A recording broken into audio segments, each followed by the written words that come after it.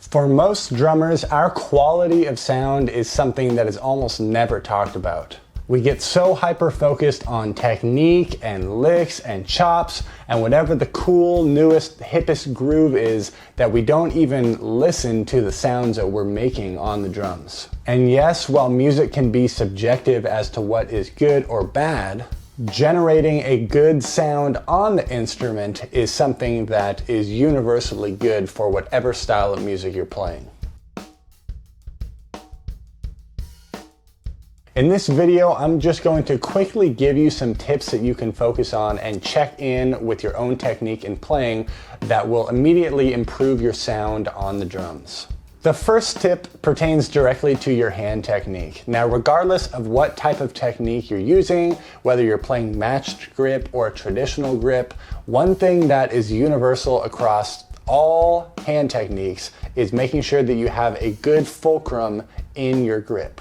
If you're playing matched grip, this is typically going to be between your thumb and your pointer finger, but there are a lot of drummers that choose to utilize a middle finger fulcrum. There's even some drummers that play with more of the back of the hand approach where the back fingers are operating as the fulcrum. But again, regardless of what technique you're using, the fulcrum needs to be consistent throughout everything that you're playing. Now, when you're playing, the actual resonance of the drumsticks contribute to your overall sound. If we're playing with a really harsh technique and squeezing the crap out of the sticks, this is really deadening our sound and making a lot of what we play sound really choked off. So by keeping that fulcrum consistent, it's important that you allow the rest of your technique to be open and relaxed to allow for the natural rebound of the stick to occur.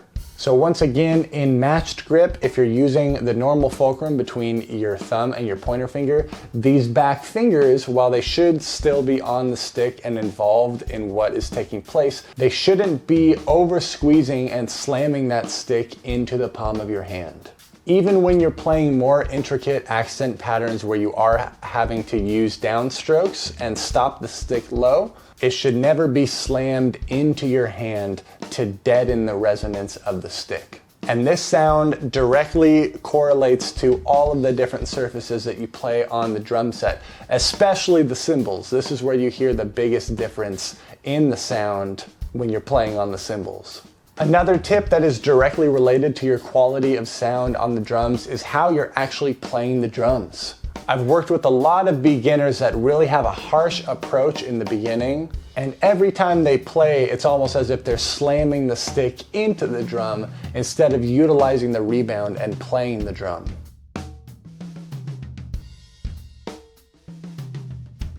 Most of this harsh approach, again, comes from those back fingers if you're over squeezing. This is going to kill the rebound and naturally make you want to play almost a dead stroke on the drums.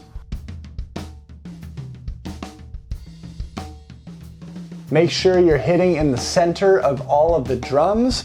In your bass drum, make sure you are in control of whether or not you're actually burying the beater into the head or allowing it to come off. Those are two completely different sounds, and if your technique only allows you to do one of those options, you need to work on being able to experiment with both of those sounds. The angle at which your sticks are engaging the drums and the cymbals also has a huge effect. The majority of the surface area on the drumstick tip is on the side here. This is going to give you the fullest sound while you're playing.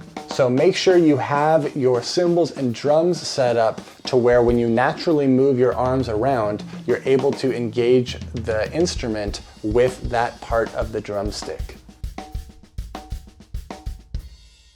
I hope this short video gave you some quick tips that you can implement into your playing to immediately improve your sound on the drums. If you like this content, make sure to like, comment, and subscribe.